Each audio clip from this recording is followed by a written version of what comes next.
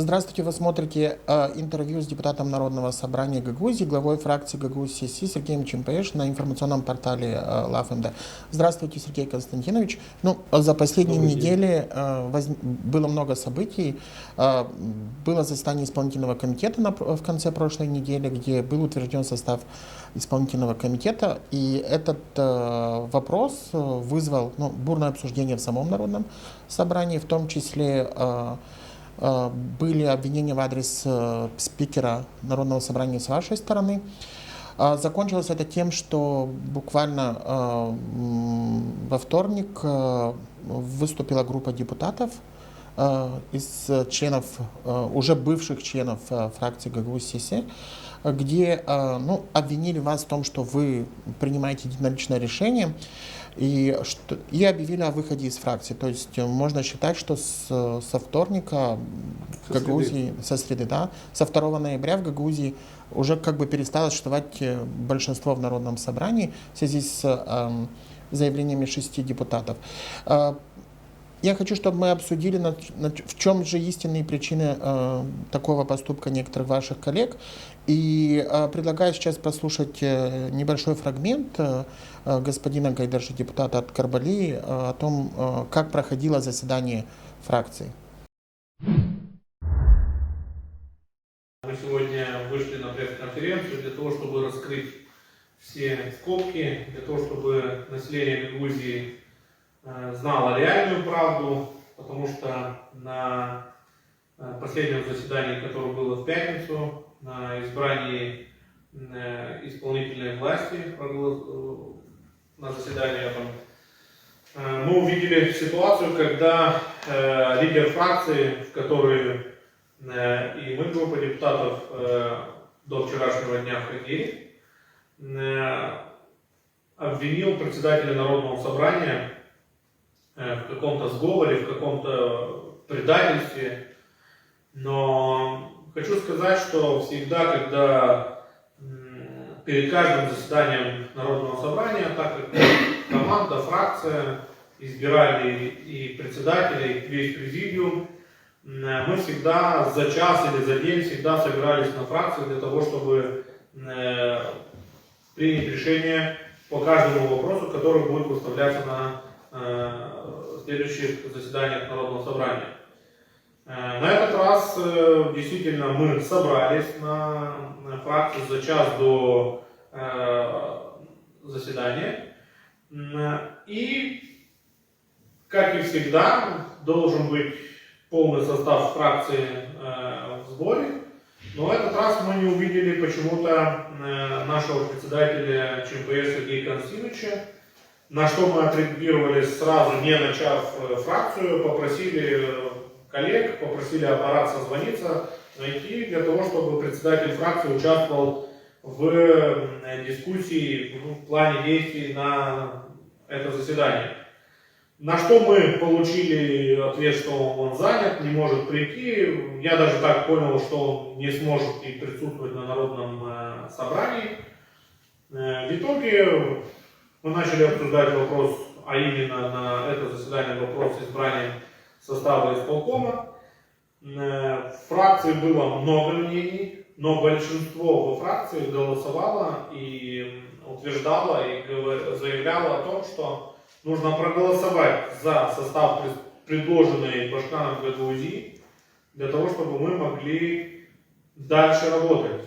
И в принципе все это время и по уложению Гагаузии состав исполнительной власти предлагает Башкан Гагаузии, да и ей с ним работать. Я такого мнения. Мы всего лишь можем только заслушать, проверять, корректировать, то есть эти все моменты. Но большинство во фракции на этот день имело одну позицию, но что, в принципе, на тот момент не скажешь даже за председателя Народного собрания. У него было иное абсолютно мнение, и мы на этой фракции, когда мы уже большинство дали свое понять, мы постарались убедить Константина Дмитриевича для того, чтобы он тоже принял эту позицию. Почему мы говорим об этой позиции? Потому что вы видите, что происходит во всем мире. Вы видите, куда мы идем. Бюджет нужно голосовать за новый бюджет, нужно голосовать за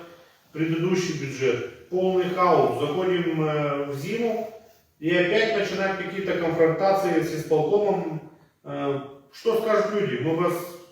Понятно, что каждый из нас, депутатов, в своем округе и населенном пункте лидер.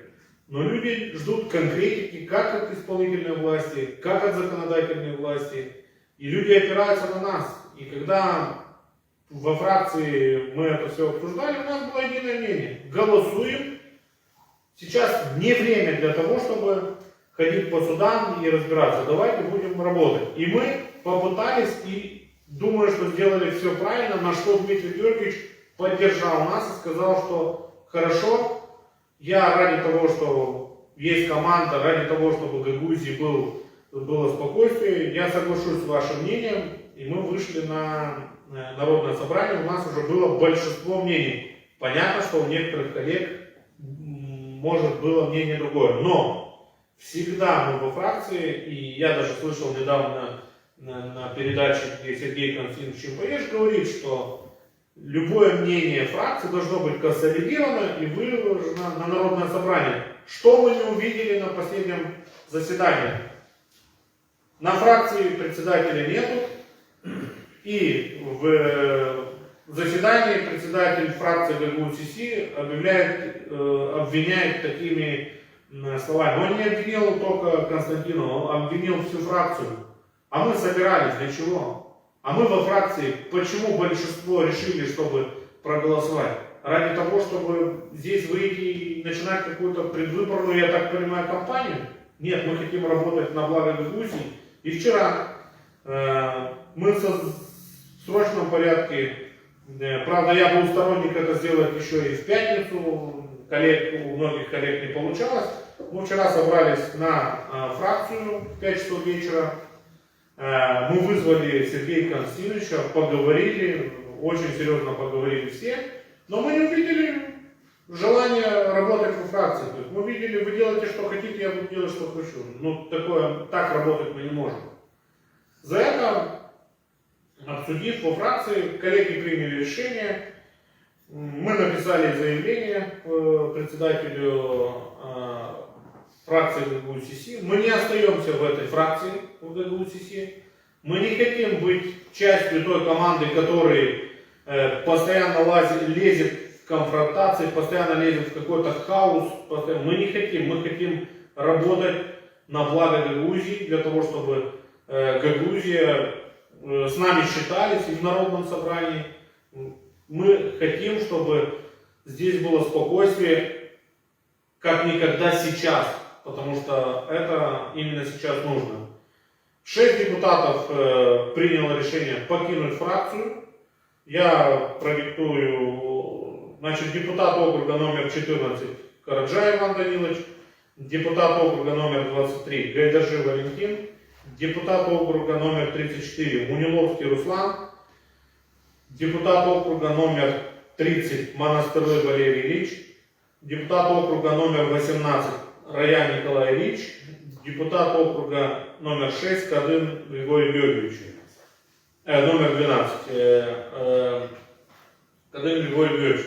Мы приняли решение, мы остаемся в команде Дмитрия Георгиевича, мы готовы работать на Гагузию, мы готовы работать для того, чтобы было спокойствие. Сейчас бюджет, Башкану осталось работать последние полгода или сколько осталось. Мы хотим красиво провести этого Башкана и хотим, чтобы именно в этот период было спокойствие. Это было мнение господина Валентина Гайдажи, депутата Народного собрания. Сергей Константинович, что же произошло на самом деле? И какова была позиция фракции ГГУ-СИСИ перед сессией Народного собрания? И что произошло после сессии? Спасибо за возможность, что вы пригласили, за возможность поговорить, потому что вчера вечером я слушал брифинг моих коллег-депутатов. И если можно, я расскажу немножко по сути того, что да, было. Пожалуйста. И попытаюсь хотя бы внести ясность в некоторые моменты по всему происходящему. Ну, это не был брифинг фракции, это был брифинг вот этих отдельных Группы депутатов. Группы депутатов, да.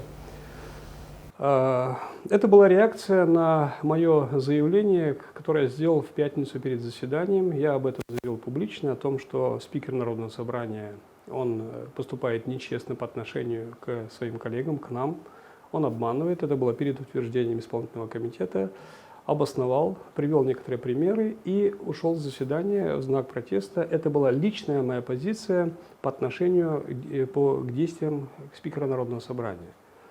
То, что дальше уже начинается это муссирование в части фракции, там какого-то некого мифического большинства и все остальное, это спекуляции, поскольку я не затрагивал никого из коллег-депутатов, никого из них не имел в виду. Более того, по их инициативе во вторник вечером мы встречались, 2 часа мы разговаривали, там нас было 13 человек. Я внимательно выслушал мнение каждого, причем каждый высказывался даже по 2 раза. И мы сидели с Константином напротив. Я очень четко разъяснил аргументы, почему я так поступил. То, что нельзя было сказать на сессии, то есть все детали я раскрыл. Обосновал, привел дополнительные факты именно по действиям Константинова, что он ведет очень нечестную игру по отношению к нам, коллегам, да? Ведет подлую игру. И он не смог ни одного аргумента привести в свою защиту, да и не пытался, поскольку нечего было ответить. Но это все было, вот, группа депутатов, несколько депутатов его явных приверженцев, они были подготовлены для того, чтобы просто пытаться ничего не слышать, но говорить одну, как некую мантру, да, о том, что, вот, дескать, почему не было это обсуждено во фракции, почему это вышло на публичную плоскость. Я вам объясняю, что это моя личная позиция, поскольку мы публичные люди, и считаю, что для Константинова это было бы во благо, поскольку он должен, вот каждый человек должен отвечать за свои поступки. Да? Вот он, в лицо сказаны многие факты, что нельзя так поступать, поскольку мы принимали решение, напомнил им, как мы начинали вообще, поскольку задолго до выборов Народного собрания Константинов обхаживал многих, ну, кого он как бы рассчитывал, что, возможно, будут потенциальных депутатов будущих, в том числе и меня. И он видел буквально за год, за полтора до выборов Народного собрания, видел себя в качестве председателя Народного собрания. Я хочу напомнить эту печальную, даже позорную вот эту, скажем, страницу нашей истории, как мы больше 3 месяцев не могли избрать спикера по вине того же Константинова, потому что большинство депутатов не хотели его поддерживать в качестве председателя. Он продавливал, имея вот эту поддержку некой группы депутатов, которые были, как я сказал, его приверженцами. И мы приняли решение, что когда уже было 17 человек, приняли решение, что мы избираем председателя Народного собрания, избираем заместителей, председателей комиссии, формируем фракцию. И в основе вот всего этого создания были наши самостоятельные решения вопросов самостоятельно. Вот настаивали о том, чтобы абстрагироваться от политических партий, поскольку практика очень удручающая за эти годы, я имею в виду с автономией, как политики и политические силы влияют на процессы здесь в Гагаузии. Влияют на одного, на второго, на третьего. Это на нас здесь очень негативно. Все были солидарны в том, что мы будем вести некую самостоятельную политику, продвигать свои интересы и будем решать консолидированно вопросы политического характера, экономического. И вот эти базовые принципы мы заложили в основу формирования фракции, которую я предложил, и они все подписались под эти нормы. Мы договорились о том, что у нас очень ущербный исполнительный комитет, где сидят люди уже много лет, не видят проблемы людей и растранжируют бюджет, расточительно ведут себя, и нужно наводить порядок. То есть по всем этим позициям мы были едины. По некоторым, вот говоря уже об вчерашнем брифинге, в частности, вот Валентина Гайдаржи и Николай Орманжи, по ним были очень серьезные проблемы на начальном этапе, поскольку и у меня, и у ряда наших коллег были очень серьезные претензии к ним за предыдущие действия, поскольку они поддерживали Башкана, поддерживали незаконный бюджет. То есть они, в принципе, действовали против нас. Но Константинов нас убеждал, что он за них отвечает, что давайте начнем с чистого листа, они порядочные ребята, и мы будем вместе продвигать интересы, согласовывая все наши позиции, наши вопросы. Вот таким образом мы сформировались. Теперь на этом этапе, я когда вчера смотрю, слушаю, даже, простите, смешно, комментировать не хочется, что вот, дескать, мы собрались, обращаемся к жителям Гагаузии, что все нормально после тех событий, которые произошли, народное собрание функционально, мы есть, мы тут команда некая мифическая, будем работать. Если человек, который не посвящен в эти дела, может подумать, что здесь какая-то военная обстановка. То, что Чимпаеш вышел, публично сказал правду в адрес спикера, это они считают как некую ситуацию, знаете, как некую дестабилизацию, что ли. И, ну, это был их выбор, их решение, поскольку здесь, повторюсь, я не затрагивал никого из них, и все эти их отсылки на фракцию, они были абсолютно спекулятивные, без основы. Я не затрагивал фракцию, повторяю, это была моя личная позиция. И я ее решил в таком виде публично раскрыть, сказать то, что происходит и что творит Константинов, для того, чтобы его остановить. Но они выбрали такой метод. Константинов в этой ситуации, если он оскорблен, если он считает, что кто-то осмелился сказать ему такие слова, если он считает, что это неправда, он обязан был ответить. Не так, как через 5 дней формируется некий брифинг, ответить сразу, либо меня пригласить. И сегодня у него есть возможность пригласить меня на общественное телевидение и поговорить. И если он убежден в том, что он честен, то как порядочный человек имеет мужество, он будет настаивать на том, чтобы его оппонент извинился публично, поскольку он честен. Какая проблема? Я готов в любое время выйти с ним и другие факты ему напомнить, и пусть он аргументами это подтверждает. Мне напоминает действие сегодня спикера, очень напоминает действие Башкана Гагаузии, поскольку 8 лет почти она руководит автономией, транжирит, разбазарит, уничтожила практически Гагаузию, но все время кто-то за нее отдувается. Здесь то же самое произошло. Здесь ведь то же самое произошло. Не могу не затронуть, уже просто начал по существу высказывания, ну некоторые высказывания, все не хочу комментировать, и люди сами дадут оценку. Высказывание Ивана Караджи. Он сказал, что Чимпаеш поступил подло. Вот хочу просто пояснить.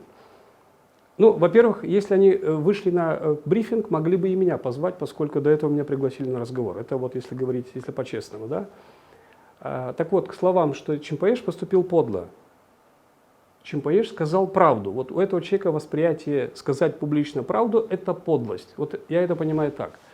Но этот человек, я не хочу многих деталей раскрывать, и не будет в обиду ему сказано, скорее за комплимент, он своего рода серый кардинал у Константинова уже много лет. Он посвящен во многие детали, он очень хорошо разбирается и является посредником по многим делам. И самое главное, что он очень хорошо знает и очень много моментов, что Константинов скрывает от своих коллег, товарищей по, скажем, фракции, по команде, как они называют, многие детали. Иван Караджа об этом знает, что это идет вразрез наших договоренностей, но он об этом умалчивает. Так мне кажется, вот это скорее всего черта обуславливает, наверное, подлость, а не сказанная мною правда. Но это я чисто как для того, чтобы ответить. Простите, можно уже договорю по нему, чтобы потом уже не возвращаться. И вот сказано еще по поводу им же, попытка оправдать, обелить Константинова по поводу того, что съезд не надо было проводить, поскольку там чуть не там непонятно что, то есть некий попытка устрашить саму ситуацию, как будто мы что-то планировали делать сверх из ряда вон. Заявлял же я уже неоднократно, что это был абсолютно чисто политический форум, на котором мы должны были поднять наши вопросы взаимоотношений именно на законной основе с Кишиневым. Первое. Второе. Мы планировали обсуждать нашу внутреннюю повестку, именно разобраться с исполнительным комитетом на таком форуме, поскольку сама Гагаузия катится в пропасть. Кстати, своими действиями по утверждению исполкома они как раз и подтверждают, что они этого не хотели.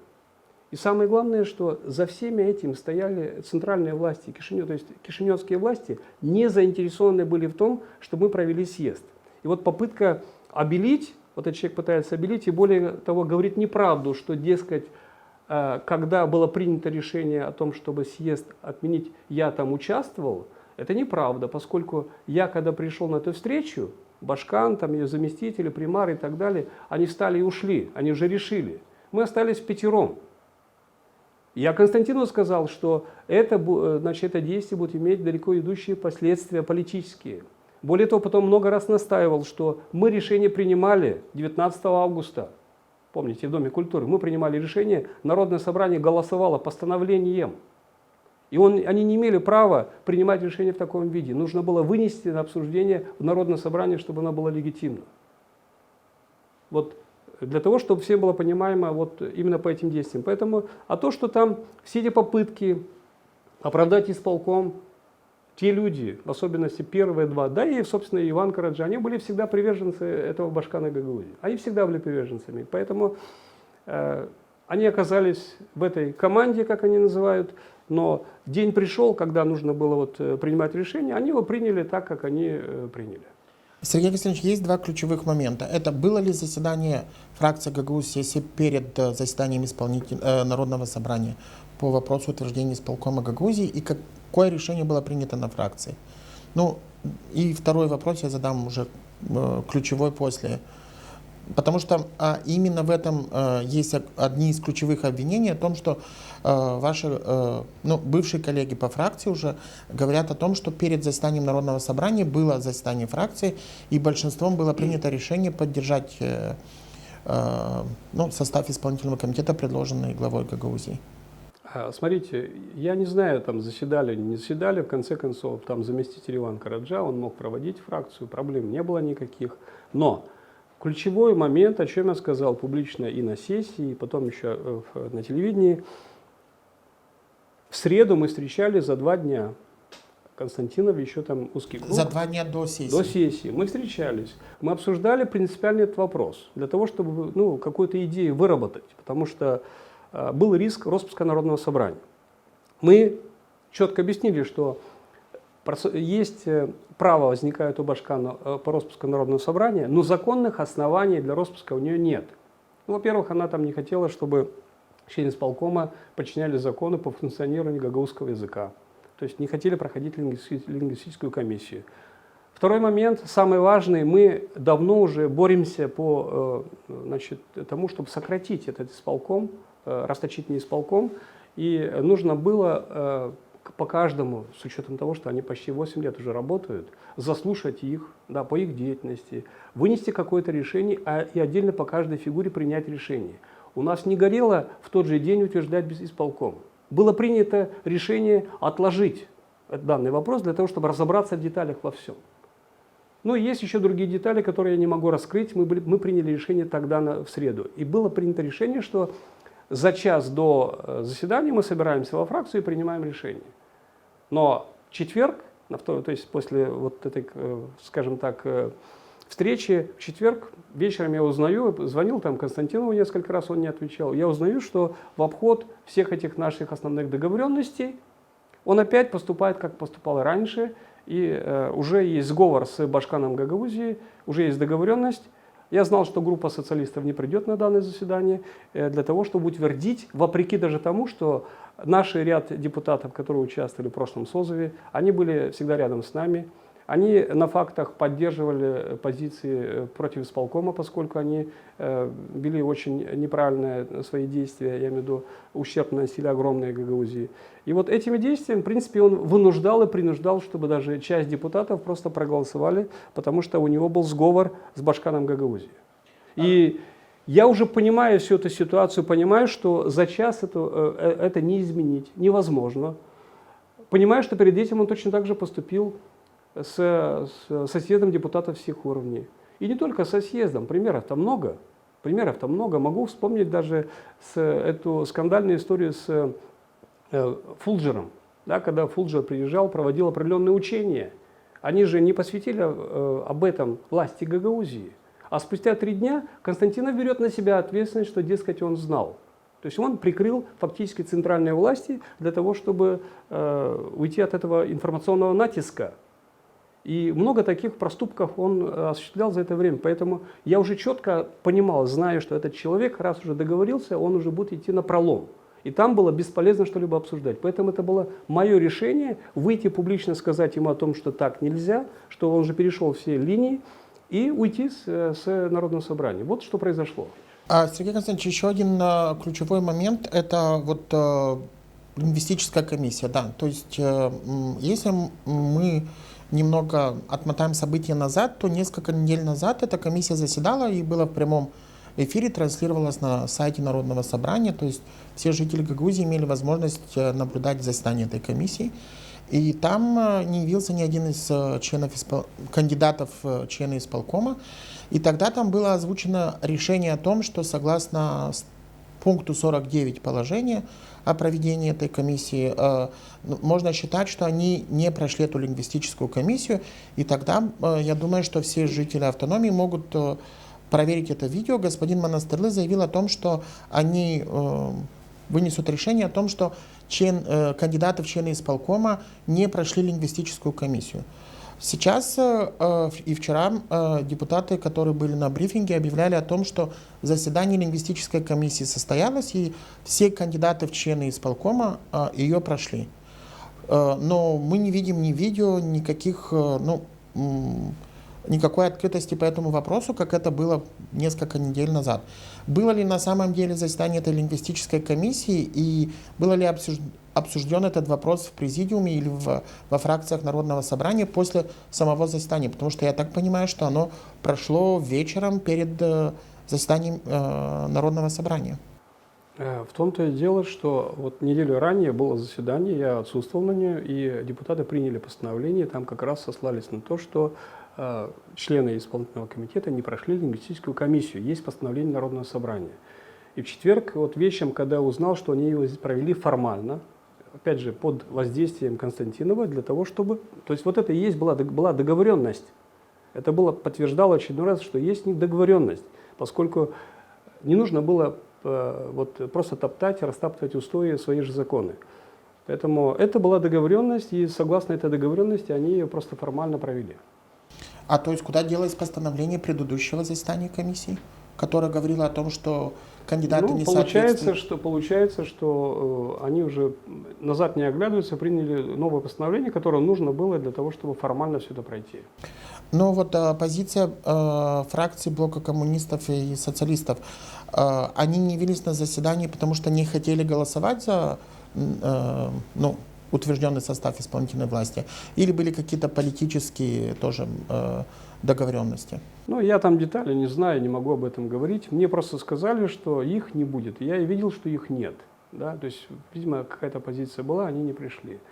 А вот тут, я, знаете, хотел бы еще этот момент дополнить, да, вот именно в части наших этих взаимоотношений, поскольку сейчас спекуляций уже много пошло в этом плане, попытки оправдать себя и все остальное.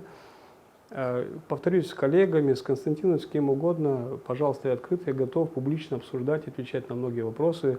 Если принимается позиция с их стороны как некое противостояние, то никаких проблем, флаг же в руки. Вся проблема-то ведь заключается в чем? Я убежден, что все эти действия, вот даже если начинать формирование, как я начал говорить, формирование, помните, у нас не было, не хватало одного голоса, и потом были обвинения, что появился 18 человек под влиянием Кишинева. И эти претензии, и не только эти претензии, были предъявлены Константинову в этой группе, и он божился, что как эти ребята нормальные, там все самостоятельно, то есть Кишинев не вмешивается. Так вот, в процессе нашей деятельности эти подозрения усиливались, особенно они усилились в последние несколько месяцев. И я отчетливо вижу, что по утверждению исполкома здесь без участия Кишинева тоже не обошлось. Я говорю это не для того, чтобы просто обвинить. Но здесь в центре внимания есть у них некое решение, либо идея, которая их консолидирует. Хочу пояснить, это будущие башканские выборы. Ну, первое, чтобы было понятно, да, вот они начинают спекулировать, заявлять, что, дескать, вот башканские выборы впереди, Чимпаеш не договорился с Константиновым, там Константинов ему отказал, там 3-10. Мы башканские выборы в группе не обсуждали. Это честно, мы не обсуждали. Решение по выборам, с учетом того, что еще есть полгода, я еще не принял. Если я приму решение, я об этом заявлю. Это моя позиция. Но в этом случае, даже если мы не поссорились бы, неважно, я всегда понимал, что Константинов, даже если я пошел бы на выборы, Константинов и вот эта группа его приверженцев никогда бы меня не поддержали бы. Я это отчетливо понимал. Я же не наивный мальчик. Я знаю, кто он такой. Я знаю его истинное отношение ко мне. Я это знаю очень хорошо. И кого угодно поддержал бы, но только не Чимпаеш. Я это понимал. Поэтому я хочу, чтобы было всем ясно. Эти спекуляции убираем в сторону. У них есть кандидат со стороны. Я не буду озвучивать сегодня имя этого человека, но этот кандидат, он согласован в Кишиневе уже давно, уже не 1 месяц. Этот кандидат устраивает Константинова и его группу. Этот кандидат устраивает и Башкана Гагаузии. Вот эта связочка... Ну, я так понимаю, что речь идет о Дмитрии Крайторе, да? Мы можем... Или есть другая кандидатура какая-то? Да. И в этой ситуации есть связочка, да? И если о нем говорить, то день придет, вспомним и выборы предыдущие, вернее, там 2015 года, и многие детали. Так вот, тут есть некий симбиоз. Поэтому для решения стратегических будущих задач, где нужно объединяться, они вот решают и эти вопросы в том числе. Вот сейчас следующие, конечно, я не удивлюсь, что таким же образом продавят и нужный ей бюджет. Ей же нужны деньги на выборы, понимаете? И другой момент, хочу подчеркнуть. Константинов здесь решил расквитаться с Чимпаешем, пытаясь уничтожить политическую фракцию, то есть вот именно самостоятельную политическую фракцию. Здесь я тоже вижу сговор с Кишиневым, для которых это невыгодно, чтобы мы имели самостоятельную политическую силу. И выгодно, чтобы мы так же, как было и раньше, да, как они влияют сегодня на Башкана, на спикера, чтобы они имели отношение к тем же политическим партиям. Все это сделано с этой целью. И следующее, конечно, я понимаю, что даже в межпарламентской группе, где я являюсь сопредседателем, попытаются сделать все для того, чтобы меня убрать с позиции руководителя, потому что я неудобен в переговорах там. Моя позиция четкая, держу команду, отстаиваем интересы Гагаузии, я неудобен им. Поэтому здесь отчетливо видна месть Константинова. Вместо того, чтобы признать, да, не пытаться, а эти ребята не должны действовать для утешения, для того, чтобы удовлетворить его там самолюбие, да, для того, чтобы, вот, ну как так, чтобы не обидели человека, как же, вот, эгоизм это выше всего. Вот само эго и самолюбие не позволяет признаться, отсутствует мужество для того, чтобы решать вопрос надлежащим образом. И, соответственно, от этого человека исходит месть.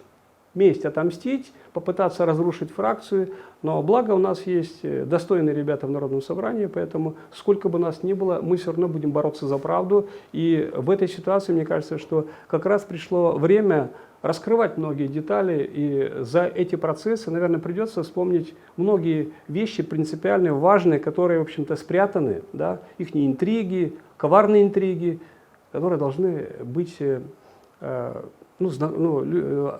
которые нужно просто людям раскрыть, потому что не раскрывая вот подобные интриги, мы и пришли, собственно, к такой жизни.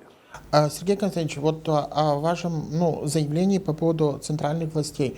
На самом ли деле это так? Потому что мы видим достаточно непростые отношения между президентурой и Башканом Гагаузии.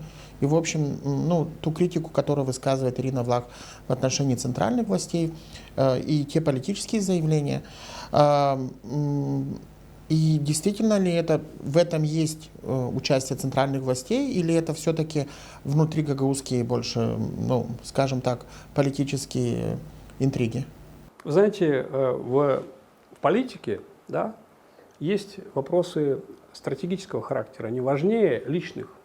Поэтому есть там, конечно, взаимоотношения, может быть, обиды какие-то, но обсуждая саму стратегию, конечно, порой бывает, нужно уступить собственным каким-то обидам для того, чтобы достичь каких-то стратегических целей.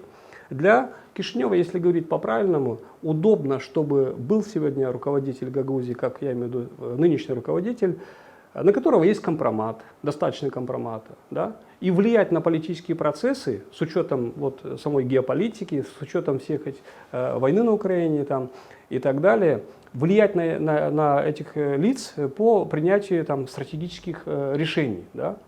Для них это важнее. Поэтому, вероятнее всего, какие-то личностные отношения, они уходят на второй план. А стратегически берут вверх, поэтому влияние для Кишинева всегда было приоритетом влиять на гагаузских политиков через компромат, через воздействие, через зависимость. Вот то, что и происходит. Поэтому, говоря о Константинове, он тоже, получается, что он с первых дней вошел в зависимость. Просто он это все тщательно от нас скрывал. Потихонечку оно всплывает на поверхность, и оно всплывет. Дальше Но вчерашний брифинг и выход 6 депутатов из фракции ГГУ-СС меняет политический расклад внутри Народного собрания. То есть сейчас, на сегодняшний момент, после их заявления, по факту в Народном собрании нет большинства. То есть сейчас, наверное, будут идти какие-то там закулисные переговоры, или они уже были проведены предварительно для формирования нового большинства. И получается, что это большинство может быть сформировано только благодаря теперь фракции блоку коммунистов и социалистов, то есть или объединиться оставшиеся члены ГГУ-СС с этой фракцией, или объединяться вышедшие депутаты, которые объявили, что они входят в группу Константинова с БКС. Но учитывая, что сегодня мы видим на национальном уровне отношение к этому блоку, и в том числе там, уголовные дела в отношении лидеров партии социалистов, и в том числе информационный фон по поводу этого, как может развернуться эта ситуация? И возможно ли, допустим, оставшиеся члены фракции ГГУ-СС, возможно ли формирование большинства с блоком коммунистов и социалистов? Я не думаю, что оставшийся блок фракции ГГУ-СС пойдет объединяться с социалистами, идти какое-то противостояние с ними. Думаю, что нет. Нас ничего не связывает с социалистами. Наша позиция основная, мы против воздействия и влияния политических сил республиканских в Гагаузии. Мы должны самостоятельно рассматривать и принимать решения здесь.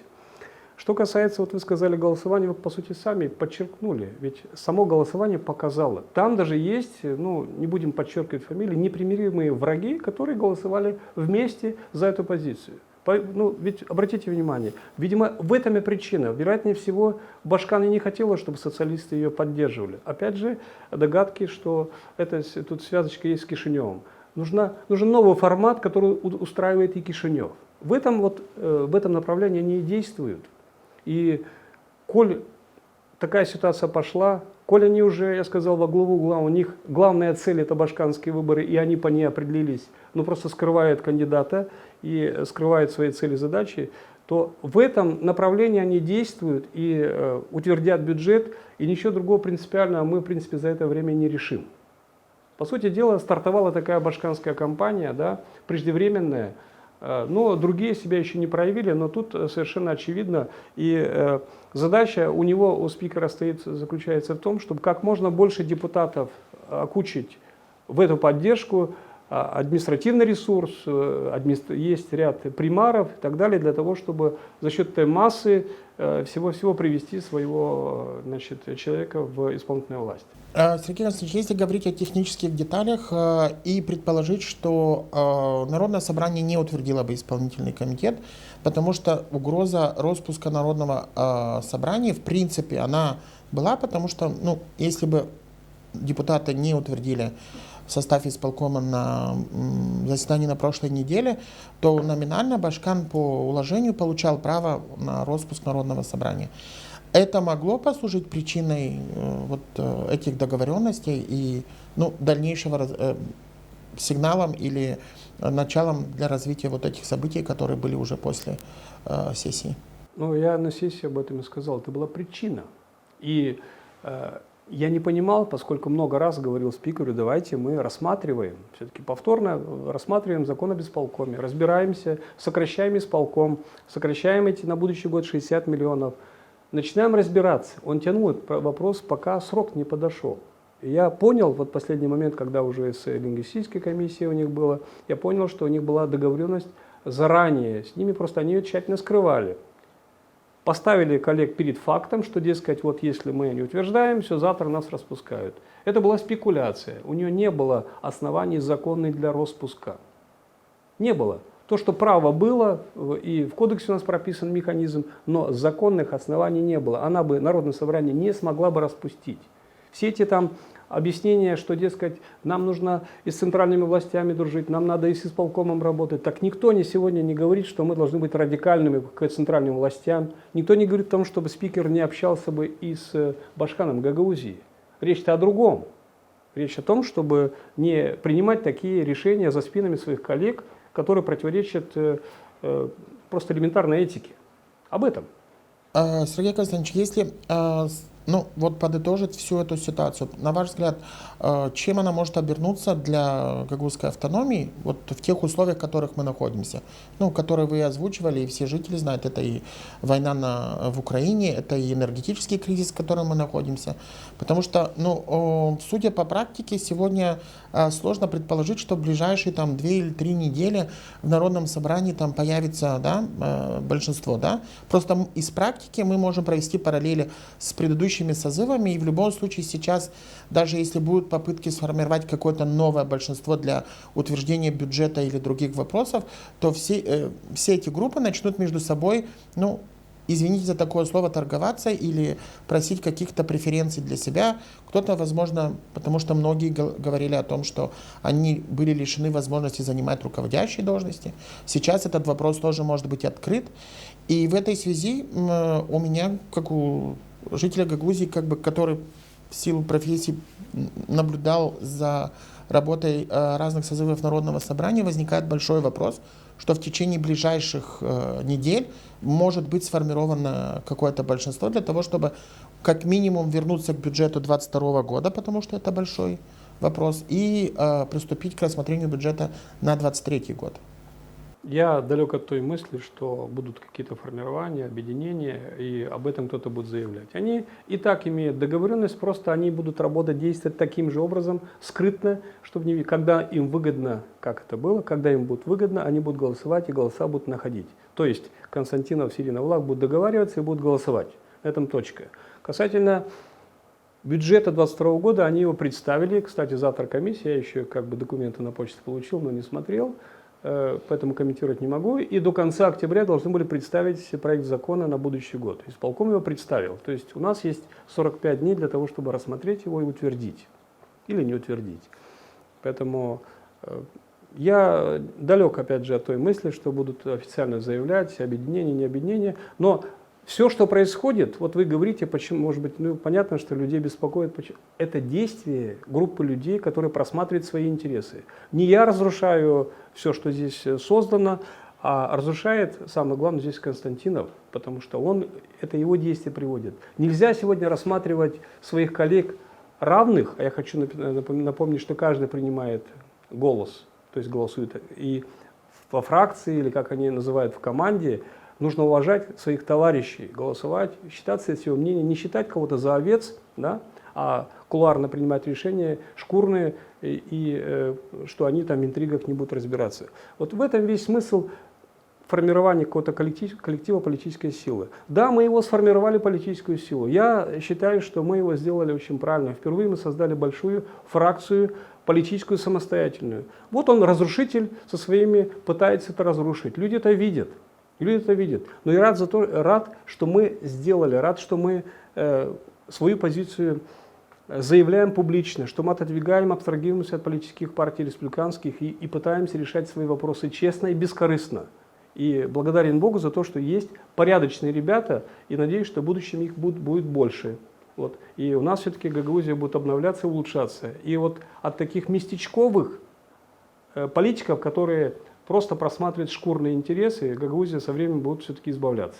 Сергей Константинович, у меня будет последний вопрос к вам.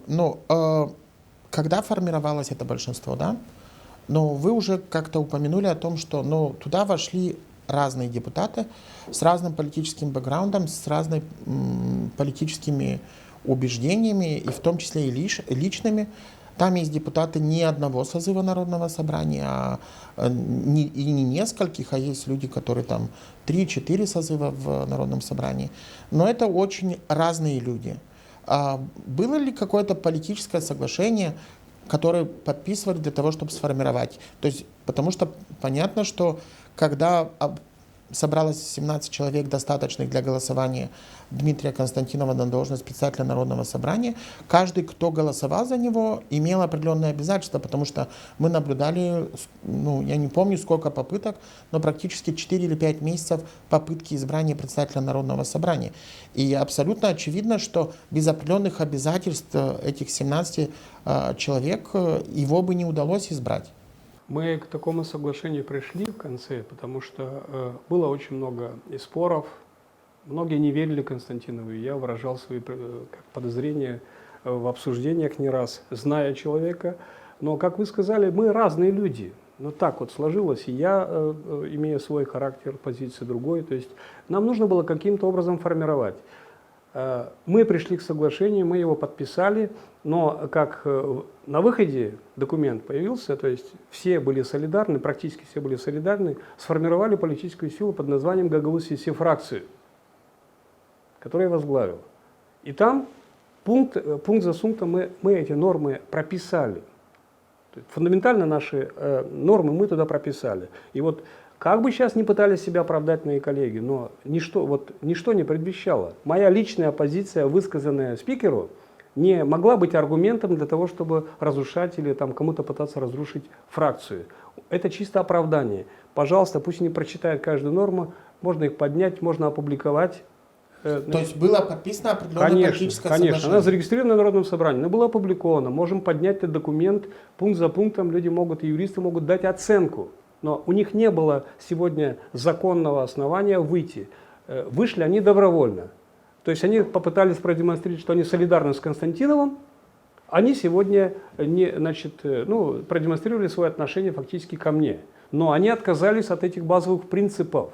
И что бы они ни говорили, в этих принципах мы должны отстаивать интересы Гагаузии, бороться законными методами, продвигать политику в сфере экономики, культуру. То есть по всем вопросам, по всем основным мы должны быть едины, придерживаться их. То есть они, по сути дела, от этих пунктов отказались. А пусть теперь оправдываются, почему они от этого отказались.